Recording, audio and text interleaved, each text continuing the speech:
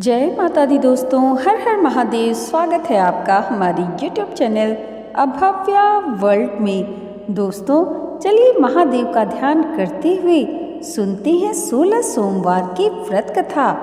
एक समय श्री महादेव जी माता पार्वती के साथ भ्रमण करते हुए मृत्यु लोक में अमरावती नगरी में आए।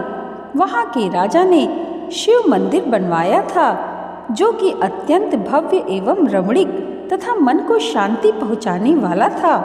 भ्रमण करते समय शिव पार्वती भी वहाँ ठहर गए। माता पार्वती ने कहा, हे नाथ, आओ आज इसे स्थान पर चौसर पासे खेलते हैं। खेल प्रारंभ हुआ। शिव जी कहने लगे, मैं जीतूंगा। इस प्रकार उनकी आपस में वार्तालाप होने लगी। उस समय पुजारी जी पूजा करने आए। पार्वती जी ने पूछा, पुजारी जी बताइए जीत किसकी होगी? पुजारी बोला, इस खेल में महादेव जी के समान कोई दूसरा पारंगत नहीं हो सकता, इसलिए महादेव जी ही यह बाजी जीतेंगे। परंतु हुआ उल्टा, जीत पार्वती जी की हुई। अतः पार्वती जी ने पुजारी को कोढ़ी होने का श्राप दे दिया कि तूने मिथ्या भाषण किया है। अब तो पुजारी कोढ़ी हो गया। शिव पार्वती जी दोनों वापस चले गए। कुछ समय के पश्चात अप्सराएं पूजा करने आईं। अप्सराओं ने पुजारी के उसके कोढ़ी होने का कारण पूछा। पुजारी ने सब बातें बता दी। अप्सराएं कहने लगी, पुजारी जी आप 16 सोमवार का व्रत करें तो शिव जी प्रसन्न होकर आपका संकट अवश्य दूर करेंगे।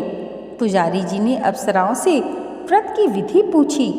अप्सराओं ने व्रत करने और व्रत के उद्यापन करने की संपूर्ण विधि बता दी। पुजारी ने विधि पूर्वक श्रद्धा भाव से व्रत प्रारंभ किया और अंत में व्रत का उद्यापन भी किया। व्रत के प्रभाव से पुजारी जी रोग मुक्त हो गए। कुछ दिनों के पश्चात शंकर और पार्वती जी पुनः उसी मंदिर में आए तो पुजारी जी को रोग मुक्त देखकर पार्वती जी ने पूछा, मेरे दिए हुए श्राप से मुक्ति पाने का तुमने कौन सा उपाय किया? पुजारी जी ने कहा, हे माता, अप्सराओं द्वारा बताए गए 16 सोमवार के व्रत करने से मेरा यह कष्ट दूर हुआ है। पार्वती जी ने भी 16 सोमवार का व्रत किया, जिससे उनसे रूठे हुए कार्तिकेय जी भी अपनी माता से प्रसन्न होकर आज्ञाकारी हुए। कार्तिकेय जी ने पूछा, हे माता, क्या कारण है कि मेरा मन सदा आपके चरणों में लगा रहता है? पार्वती जी ने कार्तिकेय को 16 सोमवार के व्रत का महात्म्य तथा विधि बताई। तब कार्तिकेय जी ने भी इस व्रत को किया, जिससे उनका बिछड़ा हुआ मित्र मिल गया। अब मित्र ने भी इस व्रत को अपने विवाह होने की इच्छा से किया। फलतः वह विदेश गया। वहाँ के राजा की कन्या का स्वयंवर था। राजा ने प्रण किया था कि हथिनी जिस व्यक्ति के गले में वरमाला डाल देगी उसी के साथ राजकुमारी का विवाह करूंगा। यह ब्राह्मण मित्र भी स्वयंवर देखने की इच्छा से वहां एक ओर जाकर बैठ गया। हथिनी ने इसी ब्राह्मण मित्र को माला पहनाई तो राजा ने बड़ी धूमधाम से अपनी राजकुमारी का विवाह उसके साथ कर दिया। तत्पश्चात दोनों सुखपूर्वक रहने लगे।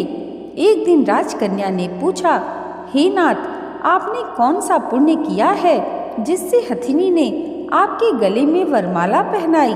ब्राह्मण पति ने कहा, मैंने कार्तिकेय जी द्वारा बताए अनुसार 16 सोमवार का व्रत विधि विधान सहित श्रद्धा भक्ति से किया है, जिसके फल के कारण मुझे तुम्हारी जैसी सौभाग्यशाली पत्नी मिली।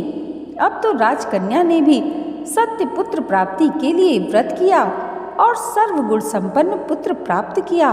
बड़े होकर पुत्र ने भी राज्य प्राप्ति की कामना से 16 सोमवार का व्रत किया। राजा के देवलोक होने पर भी इसी ब्राह्मण कुमार को राजगद्दी मिली। फिर भी वह इस व्रत को करता रहा। एक दिन उसने अपनी पत्नी से पूजा सामग्री शिवालय ले चलने को कहा, परंतु उसने पूजा सामग्री अपनी दासियों द्वारा भिजवा दी। जब राजा ने पूजन समाप्त किया तो आकाशवाणी हुई, हे राजा, तुम इस पत्नी को त्याग दो, नहीं तो राजपाट से हाथ धोना पड़ेगा। प्रभु की आज्ञा मानकर उसने अपनी पत्नी को महल से निकाल दिया।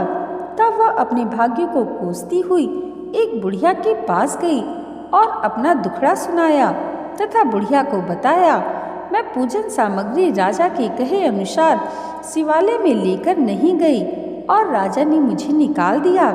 बुढ़िया ने कहा, तुझे मेरा काम करना पड़ेगा। उसने स्वीकार कर लिया। तब बुढ़िया ने सूत की गठरी उसके सर पर रखी और बाजार भेज दिया। रास्ते में आंधी आई तो सिर पर रखी गठरी उड़ गई।